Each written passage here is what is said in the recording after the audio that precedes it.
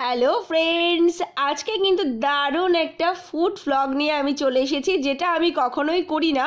আমি cooking video বানাই, কিন্তু আজ কিন্তু স্পেশালি এসেছি, আরও স্পেশালি ফেসবুকের বন্ধুদের জন্য এই পোস্টটা আমি করতে চাই যে বনগাঁতে এত সুন্দর এত অপূর্ব একটা অনুষ্ঠান হচ্ছে, যেটা তো কভার না করলেই নয়।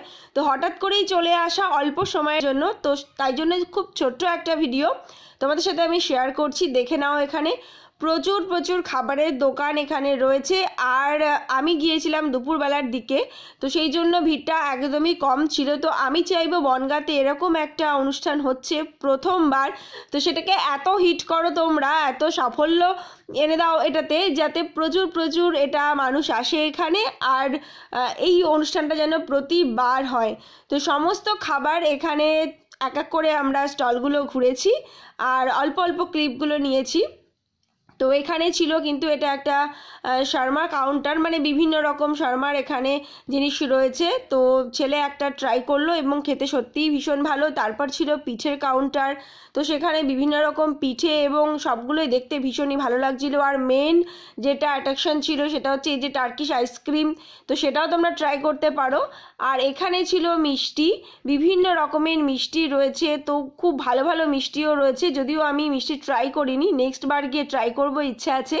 তো 4 তারিখ থেকে শুরু হয়েছে আজকে, তো 5 তারিখ, তো অলরেডি কিন্তু 2 দিন হয়ে গেল। তোমরা ঝটপট যখনই ভিডিওটা দেখবে আমি চাইবো তখনই চলে আসো। আর ফিশের প্রচুর প্রচুর অপশান রয়েছে, বিভিন্ন রকম ফিশের আইটেম। আর এখানে কিন্তু আরও একটা বিখ্যাত, দেখতেই পাচ্ছ নাম তোমরা, সেই মিষ্টির দোকানও রয়েছে। তো অবশ্যই এখান থেকে জলভরা সন্দেশটা ট্রাই করতে বলবো সবাইকে, আমিও করব। আমি আজকে কোনো রকমই সুইট আইটেম ট্রাই করিনি। আর কম্বো অফার আছে এখানে, ফ্রাইড রাইস আর হচ্ছে পোলাওয়ের কম্বো আছে চিকেন এবং চিলি চিকেনের সাথে, তো সেগুলো তোমরা ট্রাই করতে পারো। আমি ট্রাই করেছি, অনেস্ট রিভিউ দেব, চিকেনটা বেশ ভালো, কিন্তু পোলাওটা অতটাও আমার টেস্টি লাগেনি, কিন্তু যখন দুটো একসাথে খাচ্ছি তখন কিন্তু ভীষণ ভালো লেগেছে।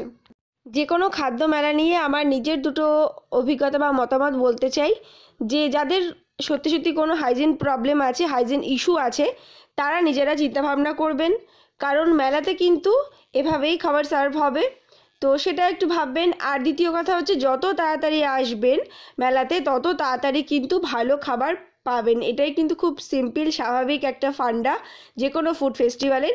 তো এইগুলো মাথায় রাখলেই কিন্তু নিজেদের ভালো হবে। আর আমার তো ভীষণ ভালো লেগেছে, আমি আবারও আসবো, আবারও ট্রাই করব বিভিন্ন রকম খাবার যেগুলো এবার করলাম না। তো তোমাদের কেমন লাগে এবং ভিডিওটা কেমন লাগলো অবশ্যই আমাকে কমেন্ট করে জানিও, আর ভালো লাগলে অবশ্যই একটা লাইক করো। তো